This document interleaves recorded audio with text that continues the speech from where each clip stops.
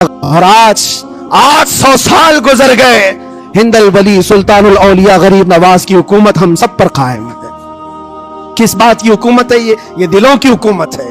اور وہاں جو ہاتھ لگانے کی کوشش کر رہا ہے وہ اپنے ہاتھوں کو بچا لے، آگ تمہارا انتظار کر رہی ہے، آگ تمہارا انتظار کر رہی ہے۔ مولانا العظیم بارگاہ رسالت میں آپ صلی اللہ علیہ وسلم میں درود پاک کا ہدیہ پیش کریں۔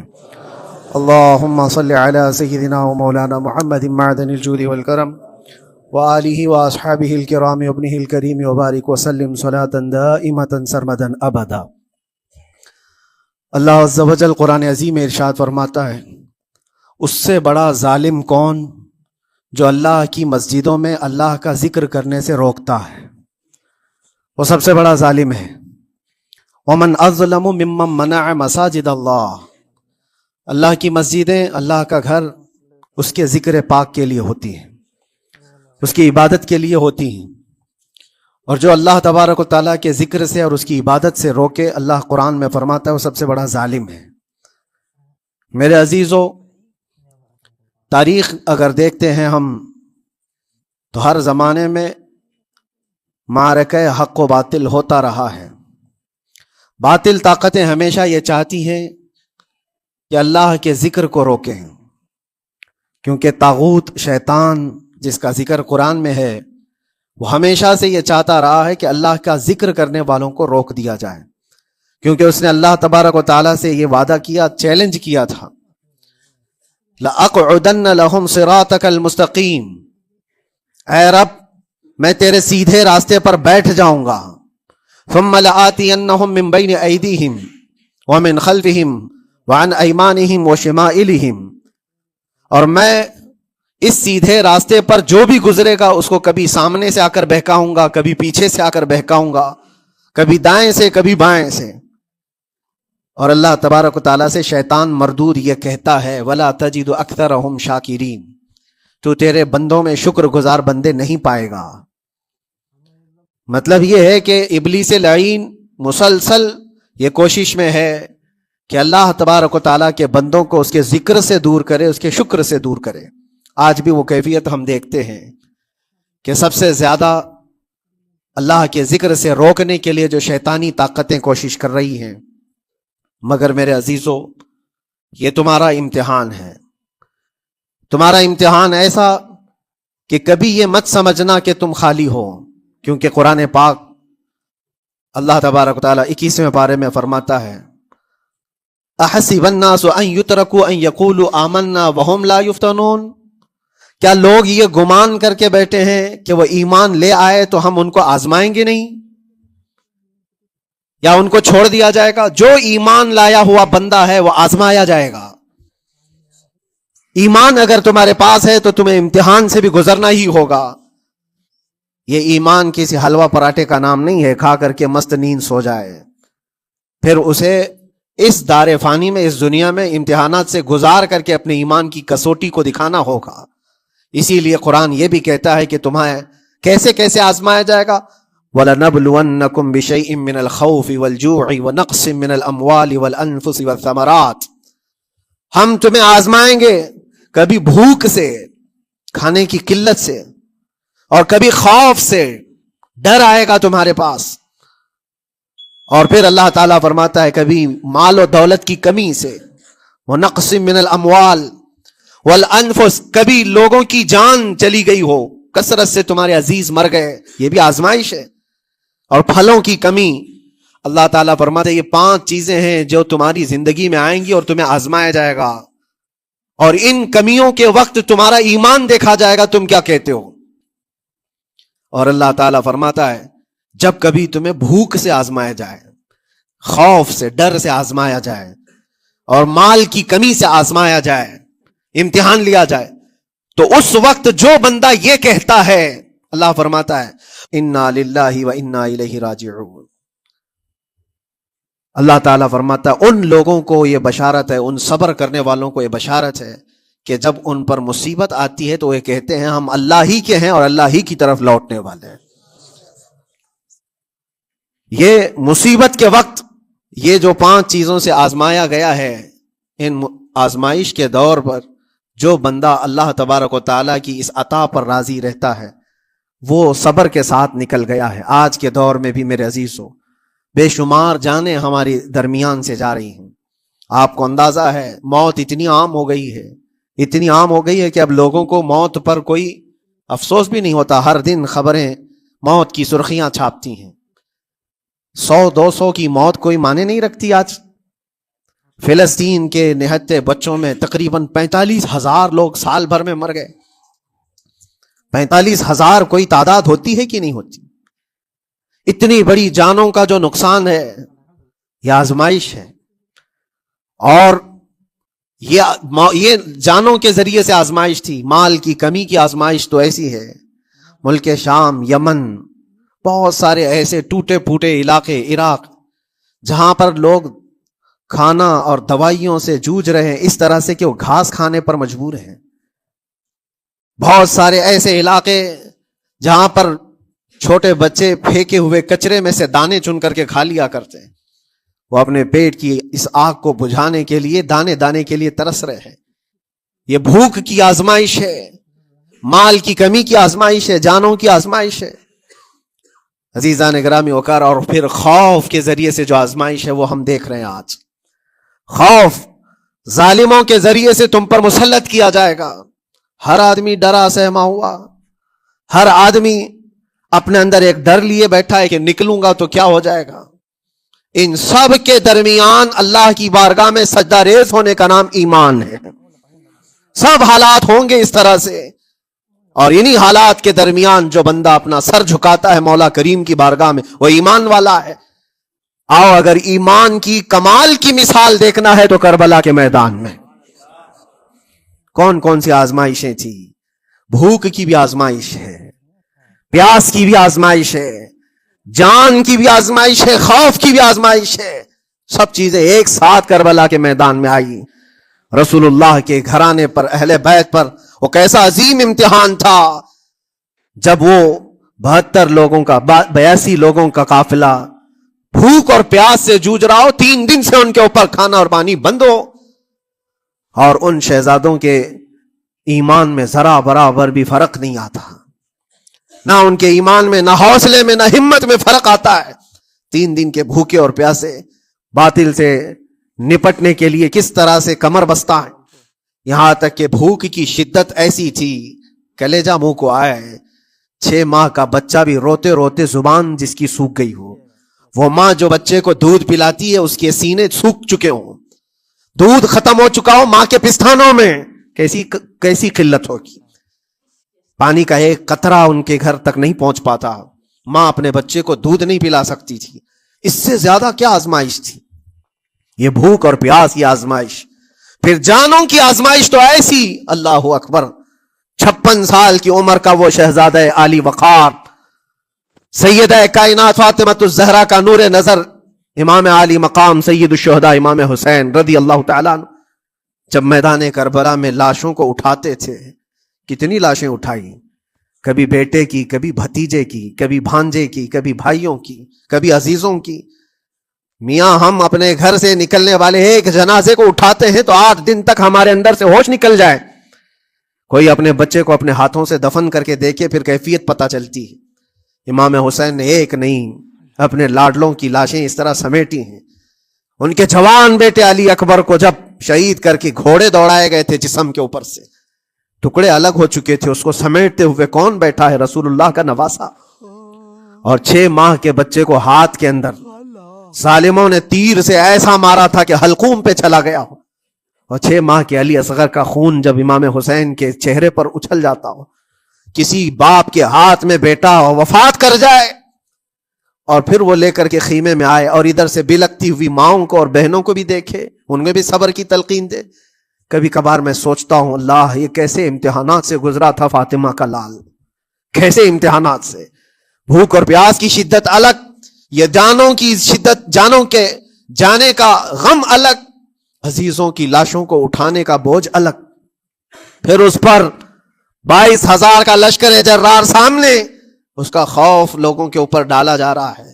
عزیزان گرامی وقار، یہ سب چیزیں کیا امام حسین کے قدموں کو ڈگمگا گئیں؟ کیا ان کے خاندان والوں کو بکنے پر مجبور کر دی؟ کیا انہوں نے سمجھوتے کر کے اپنا سب کچھ بیچ ڈالا؟ ایک خیمے کا ایک بچہ بھی امام حسین کا نکل کر کے آیا ہو تو مجھے تاریخ بتا دو. بلکہ تاریخ تو آج یہ کہتی ہے سرداد نداد دست در دست یزید حقا کے بنا لا الہ است حسین. سر دے دیا مگر ہاتھ یزید کے ہاتھ میں نہیں دیا. حق تو یہ ہے کہ لا الہ کی جڑ کا نام حسین ہے. آج وہ امتحان قیامت تک کی تمہارے ساتھ ہوتا رہے گا. قیامت تک تمہارے ساتھ یہ آزمائش ہوتی رہے گی, کبھی بھوک سے, کبھی ڈر سے, کبھی جانوں کے نقصان سے. لیکن پھر تمہیں دیکھا جائے گا تم بکتے کتنے ہو, نکلتے کتنے ہو, ہواؤں کے پجاری کتنے ہیں, خواہشات نفس کو ماننے والے کتنے ہیں, اپنے کمفرٹ زون میں جینے کے لیے ایمان کا سودا کرنے والے لوگ کتنے ہیں. یہ آزمائش ہوتی رہے گی میرے عزیزو. ایمان اس کا نام نہیں ہے کہ تم گھر میں آرام سے بیٹھے رہو گے اور کوئی امتحان نہیں ہوگا. امتحان تو ہوگا, آزمائش تو ہوگی. آج جو بھی حالات ہیں اس پر میں یہی کہوں گا, ایک بات ہو سکتا ہے کروڑوں مسلمانوں کے دلوں میں آج یہ نروس پن آئے, اتنے برے حالات ہوتے ہیں, اللہ ہمارے ساتھ ہے یا نہیں؟ اللہ ہمارے ساتھ ہے یا نہیں؟ ایمان ہمارا صحیح ہے یا نہیں؟ اسلام صحیح ہے یا نہیں؟ یہ شک بھی شیطان تمہارے دل میں ڈالتا ہے. کبھی تمہارے اوپر مصیبتوں کے پہاڑ ٹوٹ جائیں تو شک ڈالتا ہے شیطان تاکہ تمہارا ایمان ڈگمگا جائے. میرے عزیزو, مسلمان ہونے کا مطلب یہ نہیں ہے کہ تم صرف محلات میں جیو گے اور تخت و تاج کے مالک ہی رہو گے. ایسا نہیں ہے. ایمان والوں کو احد میں 70 جانیں بھی دینی پڑی ہے. بدر میں ان کے ساتھ جو معاملات ہوئے ہیں, فتح اگرچہ بدر میں ہوئی لیکن جنگ احد کا اگر منظر دیکھو گے, اللہ اکبر. وہ رسول پاک صلی اللہ تعالی علیہ وسلم کے شہدائی صحابہ جب احد کے میدان میں کھڑے تھے, 70 صحابہ کی ایسے جانیں گئی ہیں. اگر میں تفصیل بتاؤں تو بہت لمبا وقت ہوگا. ایک صحابی ہیں حضرت انس بن نزیر, پورے جسم میں ایک انگلی کے علاوہ کچھ نہیں ملا, کچھ نہیں ملا. شہادت کی ایک انگلی سے ان کو پہچانا گیا. حضرت سعد بن ربیع, یہ ایسے صحابی ہیں جن کا پیٹ پورا پھاڑ دیا گیا تھا اور 12 نیزے مارے گئے تھے. وہ سید الشہداء امیر حمزہ بھی تو اسی احد کے میدان میں شہید ہوئے, جن کو بھالے سے مارا گیا اور چیر کر کے ان کا کلیجہ چبایا گیا تھا. عبداللہ بن جہش اسی میدان میں انتقال کیے ہیں جن کے جسم کے 80 ٹکڑے کر دیے گئے تھے اور ہر ٹکڑے کا ہار بنا کر ظالموں نے پہنا تھا, ہار بنا لیا تھا جسموں کے. یہ سارے منظر احد کے میدان میں ہوئے. اور کون سے ایمان والے؟ وہ رسول اللہ کی اقتداء میں نماز پڑھنے والے, حضور پاک کے چہرے انور کو دیکھنے والے. جب ان کے ساتھ یہ آزمائشیں ہو سکتی ہیں تو ہم کون سی گاجر مولی ہیں؟ ہمارے ساتھ بھی آزمائشیں ہوں گی. جس کا جیسا ایمان ہوگا ویسا وہ امتحان بھی دے گا, اسی امتحان سے وہ گزارا جائے گا. مگر میں آج کروڑوں مسلمانوں کے دلوں کے بارے میں یہ بات کہنا چاہتا ہوں کہ اگر نروس پن ہے کہ یہ حالات ایسے کیوں ہیں, حالات ہر زمانے میں ہوتے رہیں گے. ستیزہ کار رہا ہے ازل سے تا امروز, شرار ابو لہبی سے چراغ مصطفی. ہماری تاریخ ہے, یہ تاریخ ہے میرے عزیزو. اللہ تعالیٰ قرآن میں فرماتا ہے تِلْكَ الْأَيَّامُ نُدَاوِلُهَا بَيْنَ النَّاسِ. یہ دن ہیں جو ہم لوگوں کے درمیان پلٹتے رہتے ہیں. کبھی تم بادشاہ بنو گے, کبھی فقیر بن جاؤ گے. اور آج جو تخت پر ہیں ہو سکتا ہے وہ کل ڈگر ڈگر گھوم رہے ہوں. آج جن کو طاقت کا نشہ ہے ہو سکتا ہے وہ بھیک مانگنے پر بھی مجبور ہو جائے. لیکن ایک بات یاد رکھنا, نروس پن اپنے دل میں آنے نہ پائے. ان حالات سے دیکھ کر کے گھبرا نہ جانا. ایمان تمہارا سچا ہے, اللہ کل بھی تمہارے ساتھ, آج بھی تمہارے ساتھ. بس تمہاری عبادت میں فرق آنے نہ پائے, تمہارے سجدوں میں کمی ہونے نہ پائے, تمہارے ایمان میں تزلزل آنے نہ پائے. اللہ ایک ہے تو ایک ہے, اللہ سچا ہے تو سچا ہے. میں نے اللہ کو نہیں دیکھا لیکن اللہ پر ایمان ضرور ہے. یہ یقین اور یہ عقیدہ تمہارا مضبوط رہے. ہاں ہمیں معلوم ہے, کچھ لوگ ہم سے پوچھتے بھی ہیں, اللہ تبارک و تعالیٰ پوری کائنات کا مالک جس نے ہر چیز پیدا کیا اور اس کی عبادت کرنے والے ہو آپ, لیکن پھر اسی اللہ رب العزت کی یہ مسجدیں کیوں ڈھائی گئیں, کیوں مسجدوں کو ختم کیا جا رہا ہے؟ اللہ کے ذکر کو روکنے کے لیے طاقتیں پوری مسجدوں کو ڈھانے کی کیوں بات کرتی ہیں؟ پھر اللہ کچھ کیوں نہیں فرماتا؟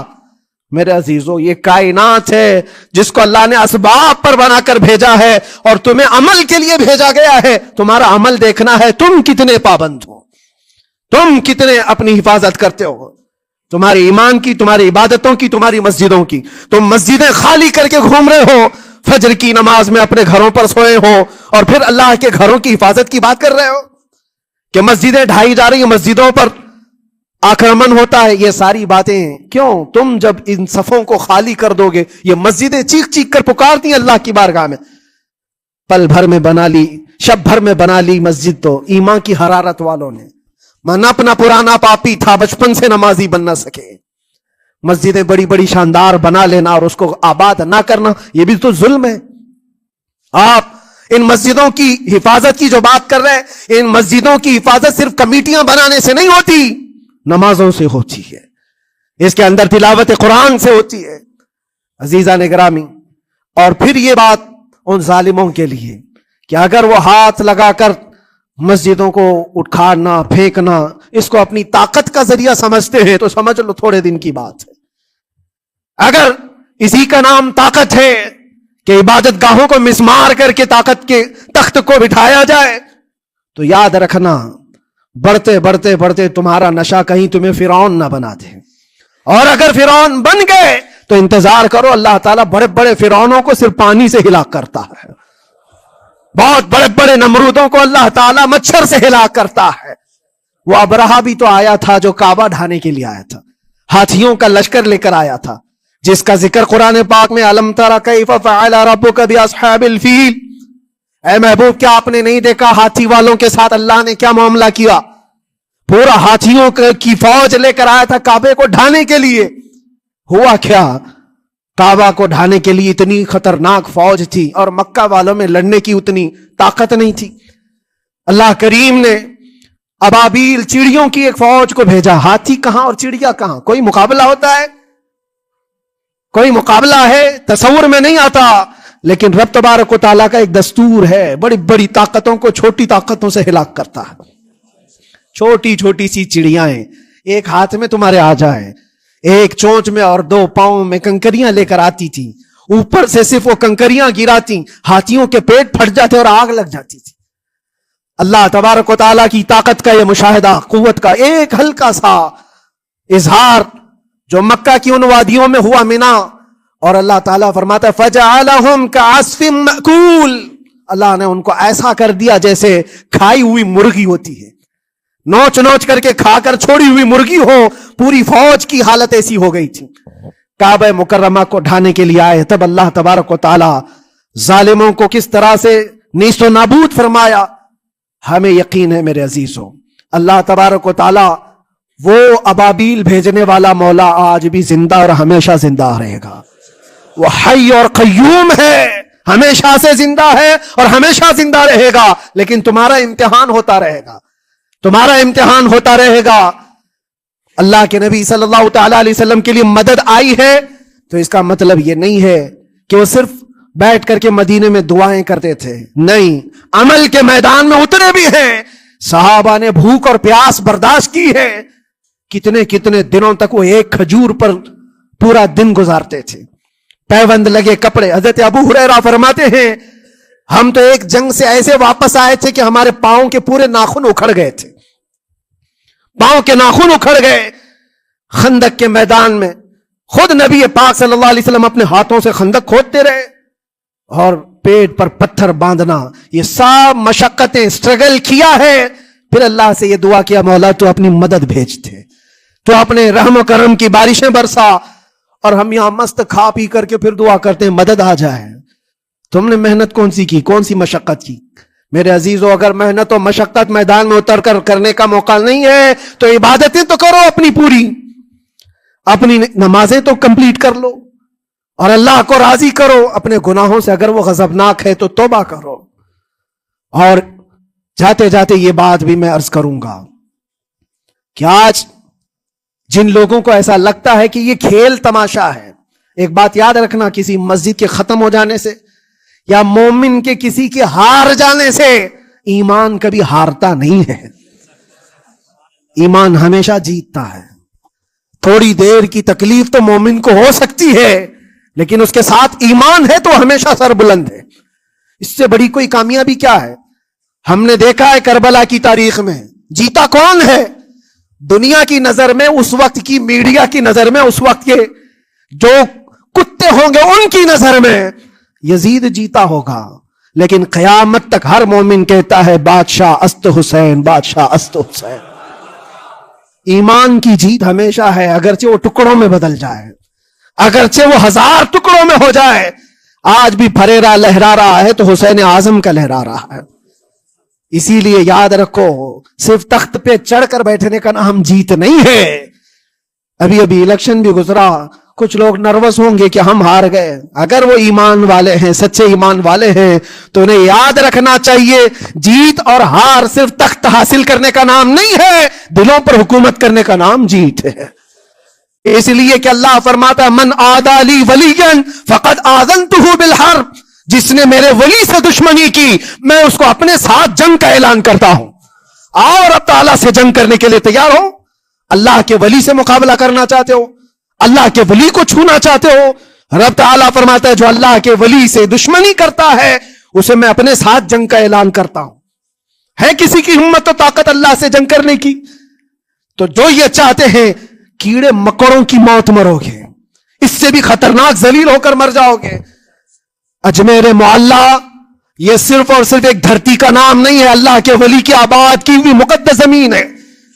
اور ہم سنیوں کی آستھا ایسے ہے، امام اہل سنت فاضل بریلوی اعلیٰ حضرت فرماتے ہیں دنیا بھر میں جہاں دعائیں قبول ہوتی ہیں ان جگہوں میں سے ایک جگہ کا نام اجمیر معلیٰ ہے، جہاں اللہ تعالیٰ دعائیں قبول فرماتا ہے۔ ہم اپنی آستھا ہی نہیں رکھتے میرے عزیزوں، اپنی جان بھی حاضر ہے غریب نواز کے قدموں کے لیے۔ اس لیے میں کہنا چاہتا ہوں سرکار غریب نواز رضی اللہ تعالیٰ عنہ کے رکشک، یہ لوگ اگر یہ سمجھتے ہیں کہ مسلمان بکھر گئے ہیں، ٹوٹے ہیں، بکھرے ہیں، ان کے پاس کوئی طاقت نہیں، کوئی سیاست نہیں، اور ہم جس کو چاہیں آکرمن کر کے ختم کر دیں، ہو سکتا ہے ہم سب کو مار ڈالو تمہاری طاقت کے ذریعے، لیکن وہ غریب نواز ہے۔ اپنے باپ داداؤں کی تاریخ یاد رکھنا، پوچھنا، جو غریب نواز کو اٹھانے کی کوشش کیا اٹھ گئے، اور وہ دھرتی پہ آج بھی آباد ہے۔ انشاءاللہ قیامت تک اجمیر معلیٰ چمکتا رہے گا۔ سرکار غریب نواز رضی اللہ تعالیٰ عنہ کے آستانے سے جو فیض بٹتا ہے، اپنے اور غیر سب وہاں سے فائدہ اٹھاتے ہیں، سب لوگوں کو برابر فائدہ اٹھایا جاتا ہے۔ اسی لیے میرے عزیزوں، یہ آزمائشوں کے دور میں میری صرف ایک ہی گزارش ہے، اپنا ایمان مضبوط کرو، اپنا ایمان مضبوط کرو۔ جیسی بھی مصیبتیں آئیں، طاقتیں آئیں، تمہارا سجدے سے سر دور نہ ہونے پائے، اللہ سے غفلت ہونے نہ پائے، تمہارے ذکر و اذکار میں کمی ہونے نہ پائے، مسجدوں سے دور بھاگنے کی کوشش نہ کرو، واپس آ جاؤ، اللہ کی رحمت قریب ہے۔ قرآن میں اللہ فرماتا ہے الا ان نصر اللہ قریب، آگاہ ہو جاؤ، بے شک اللہ کی مدد بہت قریب ہے۔ وآخر دعوانا الحمد للہ رب العالمین۔